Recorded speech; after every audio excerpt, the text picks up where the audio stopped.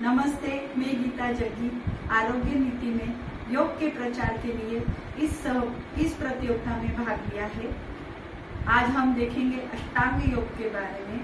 महर्षि प्रणीत द्वारा योग दर्शन में हमें अष्टांग योग के बारे में मिलता है। वहाँ पर 4 पाद हैं: समाधि पाद, साधन पाद, विभूति पाद और कैवल्य पाद। समाधि पाद में 51 सूत्र, साधन पाद में 55, विभूति पाद में 55 और कैवल्य पाद में 34 सूत्र। इस प्रकार 194 सूत्र है टोटल। दूसरे पाद का 29वां सूत्र है यम नियम आसन प्राणायाम प्रत्याहार धारणा ध्यान समाधि योष्टभंगानी। यम नियम आसन प्राणायाम प्रत्याहार धारणा ध्यान समाधि, ये योग के 8 अंग है। पहला अंग है यम, अहिंसा सत्यास्तेय ब्रह्मचर्य परिग्रहा यमाहा। अहिंसा, किसी की भी प्रकार की हिंसा न करना।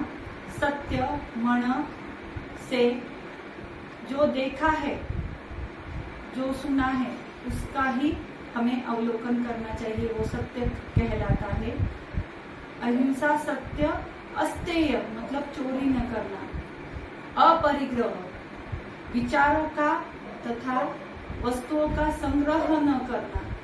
ब्रह्मचर्य मतलब हमारी जैविक ऊर्जा का संग्रह हमें करना चाहिए, उसका रक्षण करना चाहिए। ये 5 नियम हैं। शौच संतोष तप स्वाध्याय प्रणिधानानि नियमाः।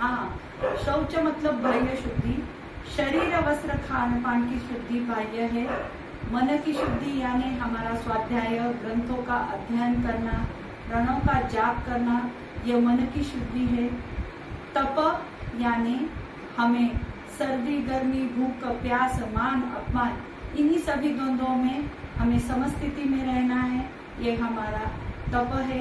स्वाध्याय यानी हमारा आत्मनिरीक्षण, हमारी खुद के लिए करना और प्रणव जाप का उच्चारण करना, यह स्वाध्याय है।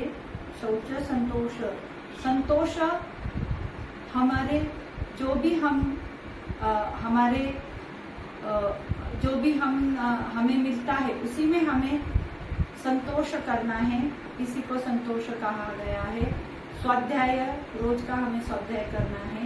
और ईश्वर प्रणिधानानि यानी ईश्वर के प्रति 100% समर्पण, जो भी हमें मिल रहा है उसे निष्काम भाव से स्वीकार करना, और जो कुछ भी हमारे पास है वो सब ईश्वर का ही है, इसे ही ईश्वर प्रणिधान कहा गया है।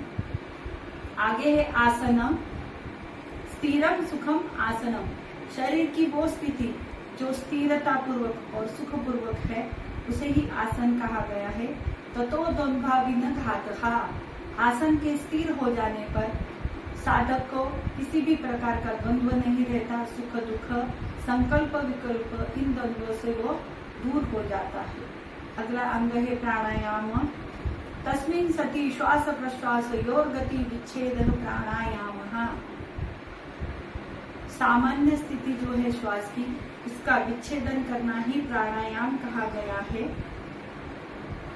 ततक्षीयते प्रकाश आवरणम, जब प्राणायाम का हम निरंतर अभ्यास करते हैं तब साधक उस अवस्था में पहुंच जाता है कि उसके अंदर जो ज्ञान रूपी प्रकाश है, उसके ऊपर जो आवरण है, वो धीरे धीरे क्षीण होने लगता है। ये प्राणायाम का उत्तम लाभ है। आगे है प्रत्याहार, सविषया संप्रयोगे चित्तस्य स्वरूपानुकार इवेन्द्रियाणाम प्रत्याहार। इंद्रियों और मन के द्वारा चित्त को जब हम संयमित कर लेते हैं तो उसे ही प्रत्याहार कहा गया है। देशश्च बंधश्च चित्तस्य धारणा, जब किसी एक बिंदु पर या वस्तु पर हम धारणा टिकाते हैं तो उसे धारणा कहा गया है। चित्त जब हमारा उस वस्तु पर स्थिर हो जाता है तो उसी को धारणा कहा गया है। ध्यान, तत्र प्रयत्न एकतानता ध्यानम, जब चित्त किसी वस्तु पर स्थिर हो जाता है और उसमें सततता बनी रहती है तो उसे ही ध्यान कहा गया है। तदेवार्थ मात्र निर्भासम स्वरूप शून्यमीव ही समाधि ही। जब हमारा ध्यान पक्का हो गया और साधक ध्यान में इतना तल्लीन हो जाता है कि वो अपने स्वरूप को ही भूल जाता है तो उसी को ही समाधि कहा गया है। यह अष्टांग योग को हमने संक्षिप्त में देखा। धारणा, ध्यान और समाधि को ही संयम कहा गया है। धन्यवाद।